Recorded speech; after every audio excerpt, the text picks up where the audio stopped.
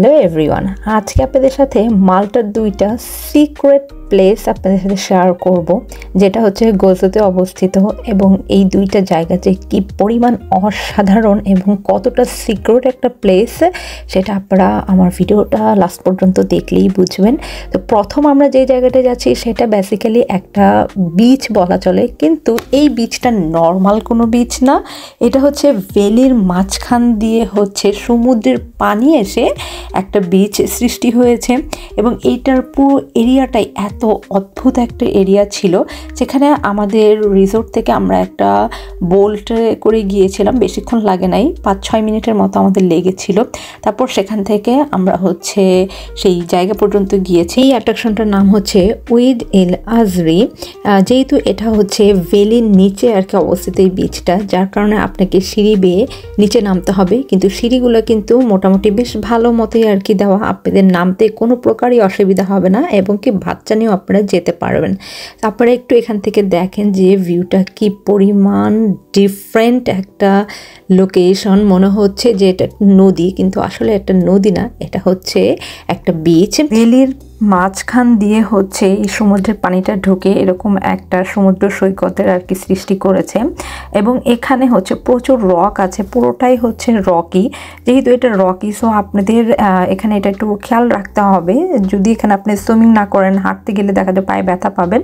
যার কারণে এখানে স্পেশাল একটা জুতা পাওয়া যায়, যেটা হচ্ছে রকি বিচে নামার জন্য। সেই জুতাগুলো আপনারা ইউজ করতে পারেন। এবং আমি এটা ইজাজের জন্য কিনেছিলাম, বাকিদের জন্য না কেনার জন্য পরে অবশ্যই এটা নিয়ে আমি সাফার করছি যে অন্যদের একটু হাঁটতে কষ্ট হয়েছে, বিশেষ করে হচ্ছে সাদের। এবং যারা রকি বিচে নামবেন তারা অবশ্যই হচ্ছে এই জুতাগুলো আপনারা কিনে নিয়ে যেতে পারেন। এবং এখানে সুইমিংটা যে কি অসাধারণ ছিল, যদিও আমি সুইমিং পারি না, বাট সাদ, ইজাজ এবং সুমন ওরা খুবই এনজয় করছে। এবং এখানে খুব ইজিলি সবাই খুব সুন্দর করে সুইমিং করে যাচ্ছে। এবং এই পানির নিচে হচ্ছে অনেক ধরনের মাছও ছিল, যারা স্কুবা করতে পছন্দ করেন সেই স্কুবার জিনিসগুলো তারা নিয়ে গেছে।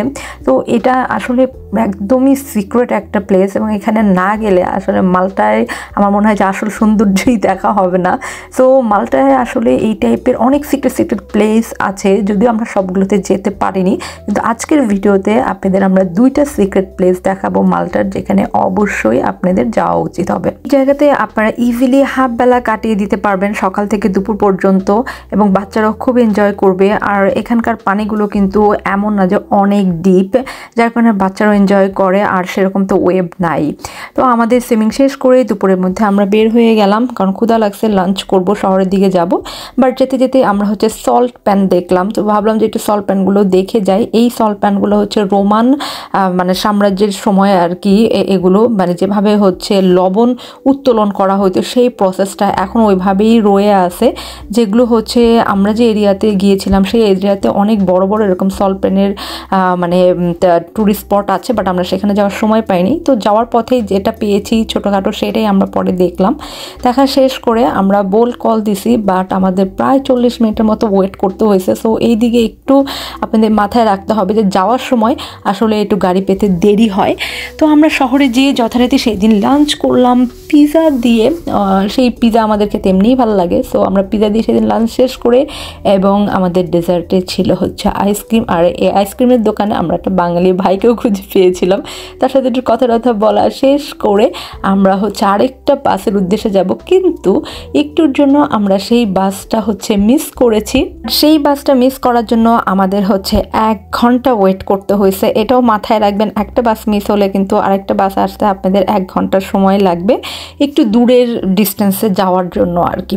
তো সেইটুক পথ আমরা এখানে একটা মিউজিয়ামে দেখলাম, ভাবলাম যে এটা একটু সামনে দিয়ে ঘুরে যাই। তখন কিন্তু অলরেডি বিকাল হয়ে গেছে আর কি, দুপুরের পরে বিকাল হয়ে গেছে। সো আমরা হচ্ছে এই জায়গাটায় একটু ঘুরলাম, ঘোরার পর ওখানে একটা আবার দেখলাম ছোটোখাটো একটা টাউনের মতো দোকানপাট, সেখান থেকে সুভিনিয়র নিয়ে নিলাম মাল্টার, কারণ মাল্টার সুভিনিয়র আমাদের কেনা হয়নি। সো ওখান থেকে আমরা কিনে নিলাম। তারপর আমাদের বাস আসলো 302 নাম্বার বাস। তো সেই বাসে করে আমরা হচ্ছে রওনা দিলাম আমাদের নেক্সট সিক্রেট প্লেস দেখার জন্য, যার নাম হচ্ছে মিস্টার কেভ। এটা একটা কেভ এবং এটা কিন্তু ইনস্টাগ্রাম ভাইরাল একটা প্লেস, অসাধারণ একটা জায়গা। যাওয়ার আগে এটার ছবি দেখেই তো আমার মাথা ঘুরে গেছে, এত চমৎকার একটা প্লেস। সেটা হচ্ছে নিজের চোখে দেখতে পারবো, এই এক্সাইটমেন্টেই হচ্ছে বাস থেকে নেমে আমাদের হাঁটতে হয়েছে প্রায় আধা ঘন্টার মতো।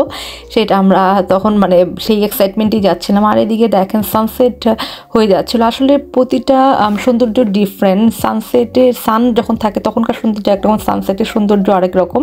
এই কেভে কিন্তু অনেকেই শুধুমাত্র সানসেটে দেখতে যায়। আর ওই যে যেটা কমলা রঙের বিচ দেখতে পেলেন, সেটার নাম হচ্ছে রামলা বিচ, যেটা হচ্ছে রুগোজাতে খুবই পপুলার একটা বিচ। যদিও এই বিচে আমাদের যাওয়া হয়নি, বাট আমরা সেই রামলা বিচটাই দেখবো কেভ থেকে। দেখেন কেভে ঢোকার পথটা কীরকম, এবং এই পথটার মধ্যে এত বাতাস হইতেছিল যে মাথাটা তো একদম উড়ায় নিচ্ছিল। এবং এই কেভ দিয়ে যখন আপনার ভিতরে যাবেন, যাওয়ার পর একটা অদ্ভুত একটা দৃশ্য দেখতে পারবেন আর কি, মানে কি যে অসাধারণ ছিল। প্রথমে আপনি হা হয়ে যাবেন দেখে, এবং এখান থেকে সেই রামলা বিচটাই দেখার জন্যই সবাই যায় বেসিক্যালি। আপনি যদি মাল্টার কিছু ভাইরাল ছবি দেখেন, তার মধ্যে এই মিস্টার কেভের ছবি হচ্ছে খুবই খুবই খুবই পপুলার, স্পেশালি ইনস্টাগ্রাম ভাইরাল একটা প্লেস। এবং এখানে আমরা যাওয়ার পর বেশ মানুষ টানুষ দেখলাম এখানে, এবং অনেককে দেখলাম যে নিচে থেকে উপরে আসতেছে। মানে এটা আমার কাছে খুব অদ্ভুত লাগছে, এটা কেমনে সম্ভব যে এত নিচের বিচে থেকে উপরে এই কেভের মধ্যে ওঠা।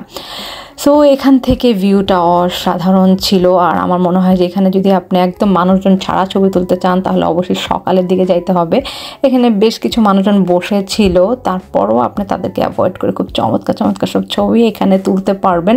এই জায়গাটাই এত অদ্ভুত যে আপনি এখানেও হাফ বেলা কাটাই দিতে পারবেন আর কি।